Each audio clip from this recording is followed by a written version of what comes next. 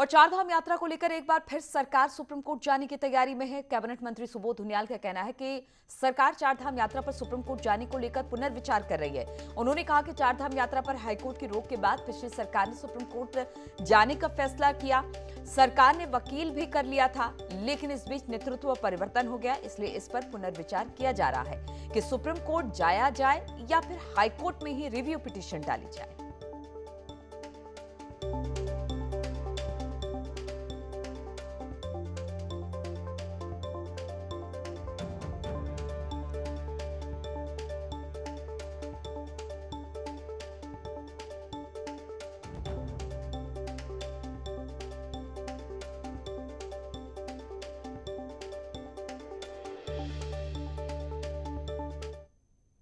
सरकार ने निर्णय लिया था सुप्रीम कोर्ट जाने का, वहाँ के अधिवक्ता को सरकार ने एंगेज कर लिया है।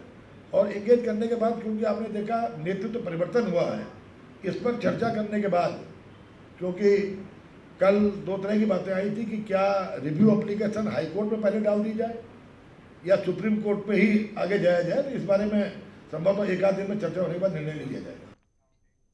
और चारधाम यात्रा को लेकर अभी असमंजस बरकरार है। कोर्ट ने यात्रा पर रोक लगाई है, ऐसे में परिवहन व्यवसाय भी इंतजार में है।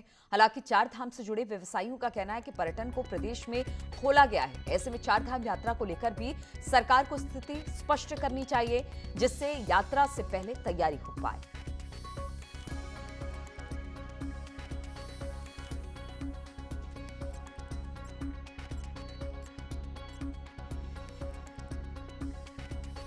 और संभव नहीं है इस समय पे यात्रा चलना। हमारी कोई भी वाहन जो यात्रा में संचालित होती थी वो वाहन नहीं निकली, वो चला पाएंगे इन वाहनों को। और अब हम अगले साल पर निर्भर हैं कि अगले साल यात्रा यह जो है रात्रि विश्राम की क्या व्यवस्था रहेगी श्रद्धालुओं की, और मंदिरों में जो श्रद्धालुओं के दर्शन है वो किस प्रकार से हो पाएंगे। तो सरकार को चाहिए कि जो है जल्द से जल्द जो है ये असमंजस की स्थिति खत्म करे और एक गाइडलाइन जारी करे कि कब और किस तरह से यात्रा का संचालन हो पाए। और अब बात करते हैं पुष्कर धामी सरकार की। तो आज मंत्रियों को पोर्टफोलियो बंट सकते हैं। बताया जा रहा है कि संगठन और सरकार के स्तर पर मंथन हो चुका है। वहीं कयास लगाए जा रहे हैं कि इस बार सीनियर मंत्रियों को अहम विभाग मिल सकते हैं। सोमवार को सीएम ने भी संगठन के साथ इसे लेकर चर्चा की थी।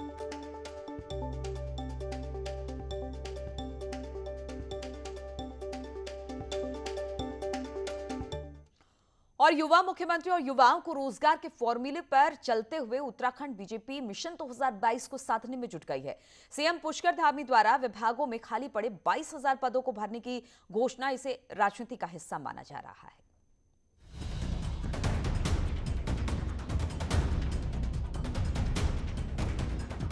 पुष्कर धामी उत्तराखंड में अब तक के सबसे युवा मुख्यमंत्री हैं। धामी बीजेपी यूथ विंग के 2 बार प्रदेश अध्यक्ष भी रह चुके हैं।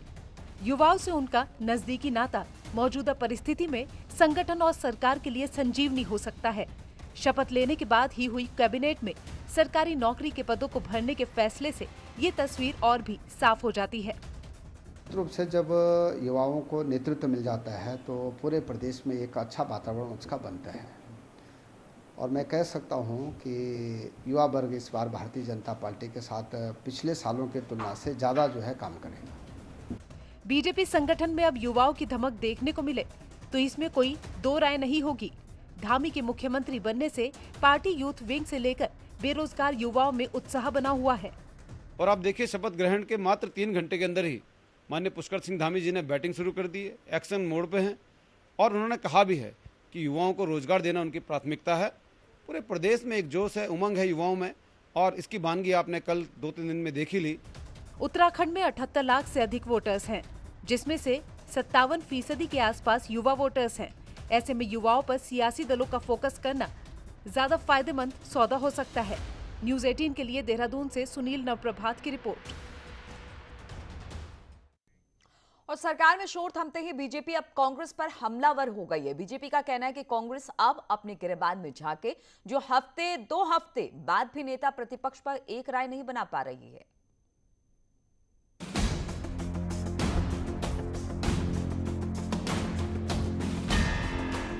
बीजेपी में मुख्यमंत्री बदलाव को लेकर 3 दिनों तक जो सस्पेंस बना रहा, उस पर कांग्रेस ने हमला बोलने में कोई चूक नहीं की। दिल्ली से लेकर देहरादून तक कांग्रेस के नेताओं ने बीजेपी पर अस्थिरता का आरोप लगाया, लेकिन अब सियासी गाड़ी पटरी पर आते ही बीजेपी ने कांग्रेस पर हमला बोल दिया है। बीजेपी का कहना है कि 2 हफ्ते बाद भी 10 विधायकों में जो कांग्रेस एक राय नहीं बना पा रही हो, उसे बीजेपी के बारे में बोलने का कोई हक नहीं। 57 विधायकों के बाद हमने 3 दिन में सारा काम किया है। शपथ भी हो गई है, नए नेता का भी चुनाव हो गया है, ठीक हो गया, कैबिनेट भी बन गई है। लेकिन कांग्रेस में कितनी बड़ी गुटबाजी है कि अभी लगभग 15 दिन हो गए, 15 से भी ज़्यादा दिन हो गए, और 10 उनके टोटल विधायक हैं, और 10 विधायकों में अपना नेता का चयन नहीं कर पा रहे। तो इसका मतलब आप समझते हैं कि कांग्रेस की हालत क्या है। देखिए, मैं समझती हूँ कि कांग्रेस जिस प्रकार से अभी तक 11 सदस्य होने के साथ में अपना नेता प्रतिपक्ष का चयन ना हो पाना, प्रदेश अध्यक्ष के लिए असमंजस की स्थिति होना, विगत कई समय से जो है वो दिल्ली पर बैठे रहना, उसके बाद में भी निर्णय न होना, बहुत आश्चर्य की बात है। मुझे लगता है कि उनके यहाँ नेतृत्वहीनता है। वहीं कांग्रेस का कहना है कि नेता प्रतिपक्ष का चुनाव का मामला अचानक सामने आया है, फिर भी कांग्रेस एक परमानेंट नेता प्रतिपक्ष देगी, उसे मुख्यमंत्री की तरह बदला नहीं जाएगा। देखिए, कांग्रेस पार्टी को अपने नेता प्रतिपक्ष का चयन तब करना पड़ रहा है जब दुर्भाग्य से हमारी नेता प्रतिपक्ष का देहांत हो गया। वहीं दूसरी ओर कांग्रेस पार्टी तीसरा या चौथा नेता प्रतिपक्ष नहीं बदलेगी आपकी तरह। हम निर्णय लेंगे, ठोस निर्णय लेंगे, एक नेता प्रतिपक्ष देंगे जो अपना पूरा कार्यकाल पूरा करेगा। बीजेपी में मची उठापटक तो अब लगभग खत्म हो गई है, लेकिन कांग्रेस की गाड़ी अभी भी ट्रैक पर नहीं है। अभी तक नेता प्रतिपक्ष का चुनाव भी नहीं हो सका है और सीनियर लीडर दिल्ली में डेरा डाले हुए हैं। देहरादून से न्यूज़ 18 के लिए सुनील नवप्रभात की रिपोर्ट। और देहरादून से बड़ी खबर आ रही है, कांवड़ यात्रा को लेकर आज देहरादून में मीटिंग होने वाली है। हरियाणा, राजस्थान, दिल्ली, उत्तर प्रदेश के सभी अफसर इसमें हिस्सा लेंगे। तीरथ सरकार ने इस यात्रा को स्थगित करने के संकेत दिए थे। कांवड़ यात्रा को लेकर आगे की रणनीति किस तरह से होगी, इस पर चर्चा होगी। तो जहां जहां से ये कांवड़ यात्रा गुजरती है वहां के ऑफिसर्स जुटेंगे देहरादून में और कहा जा रहा मीटिंग होगी। हरियाणा, राजस्थान, दिल्ली, उत्तर प्रदेश के पुलिस अफसर इसमें हिस्सा लेंगे। तीरथ सरकार ने यात्रा को स्थगित करने के संकेत दिए थे। अब इसके बाद कांवड़ यात्रा को लेकर आगे की रणनीति पर आज चर्चा होगी।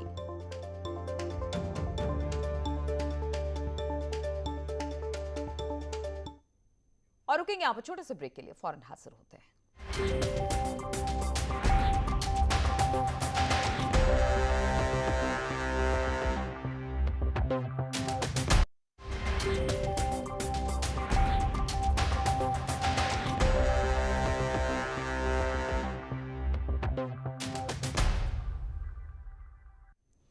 नैनीताल शहर की दीवारों को एक शख्स क्यों बदरंग कर रहा था और पेंटिंग के पीछे उसकी क्या मंशा थी, देखिए जरा ये रिपोर्ट।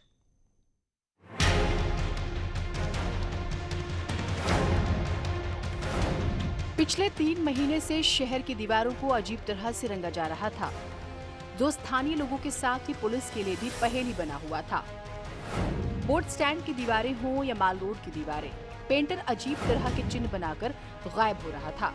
ये स्प्रे पेंटर कई महीनों से चुनौती बना हुआ था और स्थानीय लोग भी ऐसे पेंटर पर सख्त कार्रवाई की मांग करने लगे। साफ सुथरी दीवारें हैं। अभी ये मई जून का सीजन जो है ये चल रहा है, उसमें सारी दीवारें ही गंदी कर रहा है ये आदमी, और इस तरह का तो नहीं होना चाहिए ना। ये पुलिस के लिए चुनौती बने इस युवक को जब पकड़ा गया तो इसने एक एक कर पूरे राज उगल दिए। आरोपी युवक ने बताया कि वो पुणे में टैटू बनाने का काम करता था और लॉकडाउन में घर लौटा था। वहीं पेंटिंग को लेकर युवक से पूछा गया तो उसने युवाओं को नशे से दूर करने के लिए पेंटिंग की बात कही। हालांकि पुलिस ने युवक का चालान काटने के बाद काउंसलिंग कर परिजनों को सौंप दिया और आगे ऐसा नहीं करने की हिदायत दी। मैंने बताया ना सर अभी कि मैं नैनीताल के यूथ को दिखाना चाहता हूँ कि नशे से भी कुछ अलग है। इसको पता नहीं चल पा रहा था कौन लिख रहा था, तो फिर इसका डिजाइन कुछ अलग टाइप का था, तो जनता में थोड़ा सा उत्सुकता थी क्या लिखा जा रहा है। तो जैसे पूछताछ की तो इसने बताया कि जो है WIN ही लिखता था, हर जगह जो अलग अलग डिजाइन में बना के लिखता था। बहरहाल शहर के लिए पहेली बने इस युवक को आखिरकार पुलिस ने पकड़ा जरूर है, लेकिन ऐसे लोगों को काउंसलिंग के साथ इलाज की भी जरूरत है। नैनीताल से वीरेंद्र बिष्ट के साथ ब्यूरो रिपोर्ट, न्यूज़ 18 नेटवर्क। तो इसी के साथ इस बुलेटिन